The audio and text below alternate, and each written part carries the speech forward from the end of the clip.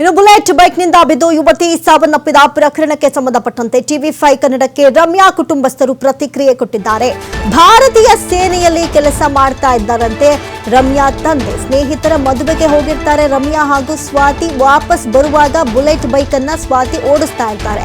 ರಸ್ತೆಯಲ್ಲಿ ಹಂಪ್ಸ್ ಕಾಣದೆ ನಿಯಂತ್ರಣ ತಪ್ಪಿ ಕಂಟ್ರೋಲ್ ಸಿಗದೆ ಬಿದ್ದು ಸಾವನ್ನಪ್ಪಿರೋದು. ಸಾವು ಬದುಕಿನ ನಡುವೆ ಒಂದ್ ಕಡೆ ಸ್ವಾತಿ, ಇನ್ನೊಬ್ಬರಿದ್ರಲ್ಲ ಸ್ವಾತಿ, ಅವರು ಕೂಡ ಬದುಕ್ತಾರೆ ಅಂತ ಹೇಳುವಂತ ಪ್ರಮೇಯ ಕಡಿಮೆ ಇದೆ ಅಂತ ಹೇಳ್ತಾ ಇದ್ದಾರಂತೆ. ಸಾವು ಬದುಕಿನ ನಡುವೆ ಸದ್ಯಕ್ಕೆ ಸ್ವಾತಿ ಕೂಡ ಹೋರಾಟವನ್ನ ನಡೆಸ್ತಾ ಇದ್ದಾರೆ. ಹೆಚ್ಚಿನ ಚಿಕಿತ್ಸೆಗಾಗಿ ಬೆಂಗಳೂರಿಗೆ ಕರೆ ತಂದಿದ್ದಾರೆ. ಬೆಂಗಳೂರಿನ ಖಾಸಗಿ ಆಸ್ಪತ್ರೆಯಲ್ಲಿ ಸ್ವಾತಿಗೆ ಚಿಕಿತ್ಸೆಯನ್ನ ಕೊಡಿಸಲಾಗ್ತಾ ಇದೆ. ಹಾಸನದ ಸತ್ಯಮಂಗಲಕ್ಕೆ ರಮ್ಯಾ ಮೃತದೇಹ ರವಾನೆ ಆಗಿರುವಂಥದ್ದು. ಭಾರತೀಯ ಸೇನೆಯಲ್ಲಿ ರಮ್ಯಾ ತಂದೆ ಕರ್ತವ್ಯವನ್ನ ಕೂಡ ನಿರ್ವಹಿಸ್ತಾ ಇದ್ದಾರಂತೆ. ಆದ್ರೆ ಬಹುಶಃ ಎಲ್ಲ ಒಂದ್ ಕಡೆ ಸ್ವಾತಿ ಆಗಿರ್ಬೋದು, ರಮ್ಯಾ ಆಗಿರ್ಬೋದು, ಹೆಲ್ಮೆಟ್ ಹಾಕೊಂಡಿದ್ರೆ ಇಂಥ ದೊಡ್ಡ ಪ್ರಮಾದದಲ್ಲಿ ಎಡವಟ್ಟಾಗ್ತಾ ಇರಲಿಲ್ಲ. ಆದರೆ ಈ ಒಂದು ಅಪಘಾತದಲ್ಲಿ ಸದ್ಯ ರಮ್ಯಾ ಅಸುನೀಗಿದ್ದಾರೆ. ರಕ್ತದ ಮಡುವಿನಲ್ಲಿ ಸ್ಪಾಟ್ ಅಲ್ಲೇ ಬಿದ್ದುಬಿಟ್ಟಿದ್ರು. ಭಾರತೀಯ ಸೇನೆಯಲ್ಲಿ ಅವರ ತಂದೆ ಕೂಡ ಕರ್ತವ್ಯವನ್ನ ನಿರ್ವಹಿಸ್ತಾ ಇದ್ರು.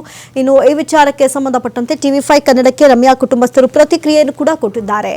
ಮದುವೆಗೆ ಹೋಗಿ ಬರುವಂತಹ ಸಂದರ್ಭದಲ್ಲಿ ಇಂಥದ್ದೊಂದು ಅವಘಡ ಸಂಭವಿಸ್ಬಿಟ್ಟಿದೆ ಅಂತ ಹೇಳಿದ್ದಾರೆ. ಬೈಕ್ನ ನಿಯಂತ್ರಣ ತಪ್ಪಿ ವಿದ್ಯಾರ್ಥಿಗಳು ಒಬ್ಬರು ಸ್ಥಳದಲ್ಲಿ ಸಾವನ್ನಪ್ಪಿರುವಂಥದ್ದು. ಅದರಲ್ಲಿ ಮತ್ತೊಬ್ಬರು ಖಾಸಗಿ ಆಸ್ಪತ್ರೆಗೆ ಬೆಂಗಳೂರಿಗೆ ರವಾನೆ ಮಾಡಲಾಗಿದೆ. ಇದ್ದ ಒಬ್ಬ ಮಗಳನ್ನು ಕೂಡ ಈಗಾಗಲೇ ಕುಟುಂಬ ಕಳೆದುಕೊಂಡಿದೆ. ಹಾಸನದ ಸತ್ಯಮಂಗಲದಲ್ಲಿ ಕೂಡ ಅವರು ವಾಸವಾಗಿದ್ದರು. ಮದುವೆಗೋಸ್ಕರ ಅವರು ವಿಶ್ ಮಾಡಿ ಬರ್ತಾ ಇರುವಂತಹ ಸಂದರ್ಭದಲ್ಲಿ ಈ ಅವಘಡ ನಡೆದಿರುವಂಥದ್ದು. ಬುಲೆಟ್ನಲ್ಲಿ ಹೋಗ್ತಿದ್ದಂತಹ ವೇಳೆ ಹಂಸು ಸಿಕ್ಕಿದೆ. ಹಂಸು ಸಿಕ್ಕಿದಂತಹ ಸಂದರ್ಭದಲ್ಲಿ ಅವರಿಗೆ ನಿಯಂತ್ರಣ ತಪ್ಪಿ ಸಾವನ್ನಪ್ಪಿರುವಂಥದ್ದು. ಈಗ ನಮ್ಮ ಜೊತೆಗೆ ಸಂಬಂಧಿಕರಿದ್ದಾರೆ, ಮಾತನಾಡ್ಸೋಣ. ಸರ್, ಈಗ ಹೇಳ್ತಾ ಇದ್ರಿ ನೀವು ಒಬ್ಬಳೆ ಮಗಳು, ಅವರ ತಂದೆ ಮಿಲಿಟರಿಲಿ ಇದ್ದಾರೆ, ಮಹಾರಾಷ್ಟ್ರದಲ್ಲಿದ್ದಾರೆ ಡ್ಯೂಟಿಲಿ ಅಂತ.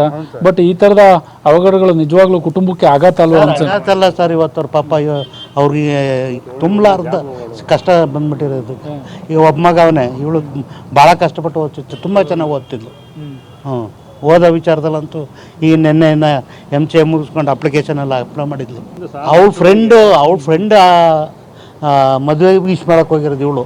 ಅವಳು ಕರ್ಕೊಂಡು ಇವಳನ್ನ ಈಗ ಅವಳು ಉಳಿಯೋ ಸ್ಟೇಜಲ್ಲಿಲ್ಲ. ಅವರು ನಿಮ್ಮ ಮನಸ್ಸಿಗೆ ಸೇರಿಸಿದ್ದಾರೆ ಕರ್ಕೊಂಡು. ಅವಳು ಓಡಿಸ್ತಿದ್ದಾಳೆ, ಇವಳು ಹಿಂಬದಿಲಿ ಕೂತಿದ್ದು. ಇವ್ರು ಹೆಲ್ಮೆಟ್ ಹೆಲಿಮೆಟ್ಟು ಹಾಕಿಲ್ಲ. ಹಂಸು ಕಾಣಂಗೂ ಇಲ್ಲ ಸರ್, ಅದಕ್ಕೆ ಮಾರ್ಕು ಮಾಡಿಲ್ಲ, ಗೊತ್ತಾಗಿಲ್ಲ.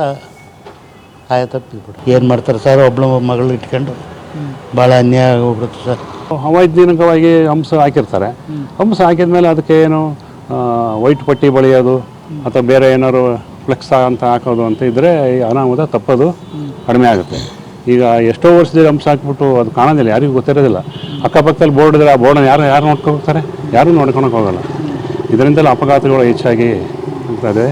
ಆದರೂ ಆಮೇಲೆ ಹೆಲ್ಮೆಟ್ಗಳನ್ನು ಹಾಕೋದು ಭಾಳ ಉತ್ತಮ. ಏಕೆಂದರೆ ಒಂದು ಜೀವ ಉಳಿಯುತ್ತೆ.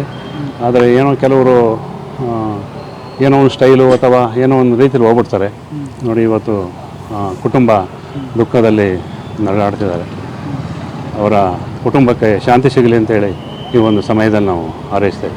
ಹಂಸಗಳ ವಿಚಾರದ ನಾವು ಹೇಳಿದ್ವಲ್ಲ, ಯಾವಾಗ ವೈಟ್ ಪಟ್ಟಿ ಹೋಗುತ್ತೋ ಎಷ್ಟೋ ಕೋಟಿಗಟ್ಟಲೆ ಇವತ್ತು ಖರ್ಚು ಮಾಡ್ತಿದ್ದಾರೆ.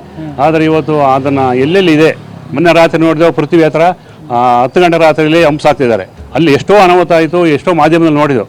ಇವಾಗ ಅದನ್ನು ಹಾಕ್ತಿದ್ದಾರೆ. ಮುಂಚೆ ಯಾವಾಗ ತಕ್ಷಣ ಇವತ್ತು ಮಾಧ್ಯಮದಲ್ಲಿ ಹೇಳ್ತಾರೋ ಆ ತಕ್ಷಣ ಇಲಾಖೆಯವರು, ಯಾವುದು PWDನೇ ಆಗಲಿ ಅಥವಾ ಪೊಲೀಸ್ ಇಲಾಖೆನೇ ಆಗಲಿ, ಯಾವುದಾದ್ರು ಒಂದು ಮಾಡಿದಾಗ ಅದಕ್ಕೆ ಸ್ವಲ್ಪ ಕಂಟ್ರೋಲ್ ಆಗುತ್ತೆ. ಮನುಷ್ಯನ ಜೀವ ಉಳಿಸೋಕ್ಕೋಸ್ಕರ ಈ ಏನಿದೆ ಇಲಾಖೆಗಳು ಕ್ರಮ ವಹಿಸಿದರೆ ಇವತ್ತು ಮನುಷ್ಯನ ಜೀವ ಉಳಿಯುತ್ತೆ. ಬಹಳ ಮುಖ್ಯವಾಗಿ ಹಾಕಿರುವಂತಹ ರಸ್ತೆಯಲ್ಲಿ ಹಂಸ ಏನಿದೆ, ಆ ಹಂಸಕ್ಕೆ ಯಾವುದೇ ಟೇಪ್ಗಳು ಅಂದರೆ ವೈಟ್ ಟೇಪ್ಗಳು ಬರುತ್ತೆ ಅಥವಾ ಅದಕ್ಕೆ ಒಂದು ಇಂತಿಷ್ಟು ಏನೋ ಆ ಸಂದರ್ಭದಲ್ಲಿ ಹೊಡೆಯಬೇಕಾದಂತಹ ಪೇಂಟ್ ಏನಿರುತ್ತೆ ಅದನ್ನು ಕೂಡ ಹೊಡೆದಿಲ್ಲ. ಅದರಲ್ಲೂ ರಾತ್ರಿಯ ಸಂದರ್ಭದಲ್ಲಿ ಆಗಿರ್ತಕ್ಕಂತಹ ಹಿನ್ನೆಲೆಯಲ್ಲಿ ಈ ರೀತಿಯಾದಂತಹ ದುರ್ಘಟನೆ ಆಗಿದೆ. ಜೊತೆಗೆ ಮದುವೆಗೆಂದು ವಿಶ್ ಮಾಡಿ ಬರಬೇಕಾದ್ರೆ ಈ ಅವಘಡ ನಡೆದಿದೆ ಅನ್ನುವ ಮಾತನ್ನು ಹೇಳ್ತಾ ಇದ್ದಾರೆ. ಕ್ಯಾಮ್ರಾ ಪರ್ಸನ್ ಕಿಶೋರ್ ಜೊತೆ ಪ್ರಕಾಶ್, ಟಿವಿ5.